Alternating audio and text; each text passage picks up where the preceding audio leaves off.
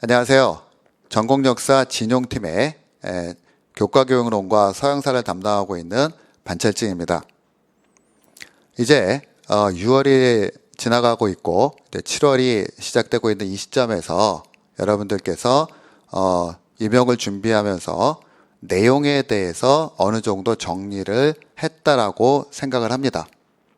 물론 아직까지 부족한 부분도 많고 내가 정말 제대로 정리를 했는지 이런 것들에 대한 의문을 가지시면서도 어쨌든 전체적으로 여러분들이 내용에 대해서 한두 번 또는 두세 번 정도 여러분들이 살펴봤을 것이라고 생각을 합니다. 특히 작년에 시험을 봤거나 그전에 시험을 봤던 분들은 내용에 대해서 이렇게 거의 대부분의 것들을 확인했다라고 생각이 들거든요. 그러면 그렇게 정리한 내용들을 여러분들이 하나씩 이제 내 것으로 만들어야 되겠죠. 그러면 어떻게 하면 내 것이 될 수 있는가 라고 하는 것을 이제 심각하게 고민을 해봐야 됩니다. 내 것이 된다라고 하는 것은 여러분들이 손으로 써서 실제 답을 여러분들 손으로 만들어 보는 과정이 내 것이라고 생각을 하죠.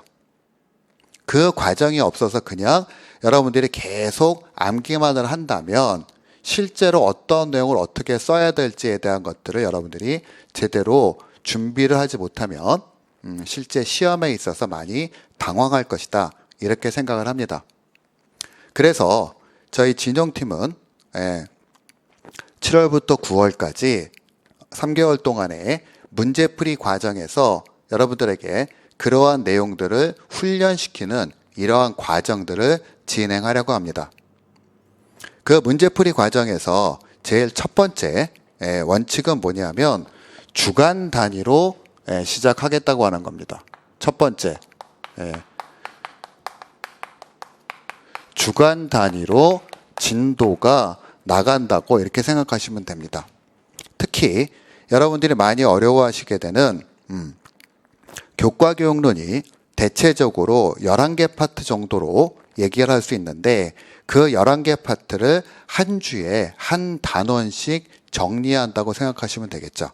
그래서 저희들은 미리 여러분들에게 다음 주에 어디까지 공부하세요라고 하는 부분들을 말씀을 드릴 거예요. 그리고 그 내용에 대해서 문제풀이를 통해서 여러분들에게 다시 한번 확인할 수 있는, 그래서 예습과 복습을 할 수 있는 이러한 체제를 마련해서 주간 단위로 진도를 나가도록 할 것입니다. 그 다음에 두 번째는 그 문제풀이의 내용에 있어서 기본 개념, 그러니까 기본 개념들을 시작을 해야 되겠죠. 용어가 무슨 뜻을 갖고 있는지 이러한 기본 개념의 내용들.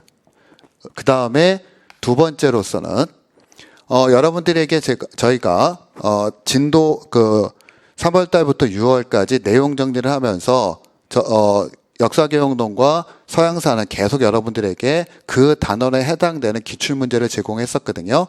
그 기출문제를 다시 한번 여러분들한테 확인하는 기회를 드리도록 할 것입니다. 그래서 따로 저희는 기출문제에 대한 것들을 강의하지 않고 이 안에서 기출문제를 포함할 것이에요. 그런데 기출문제를 모두 다룬다기보다는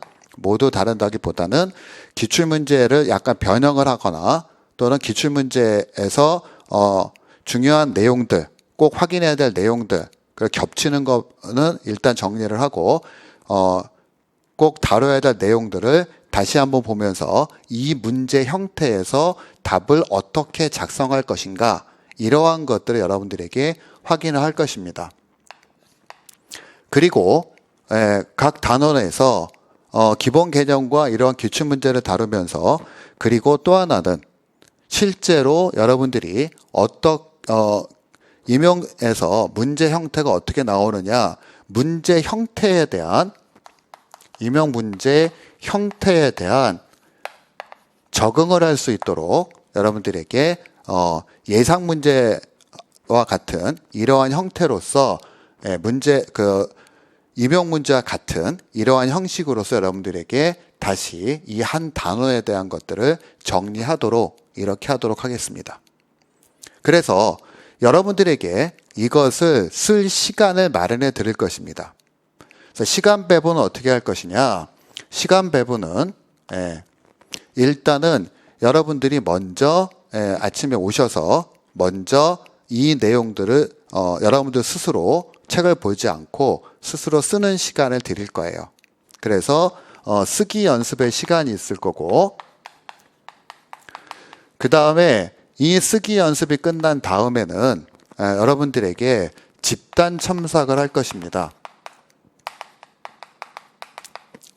집단 첨삭이라고 하는 것은 여러분들에게 어느 정도 동의를 받아서 같이 그룹으로 여러분들이 쓴 답안지를 서로 교환해 보도록 할 수 있는 이러한 시간을 좀 갖도록 할 거예요.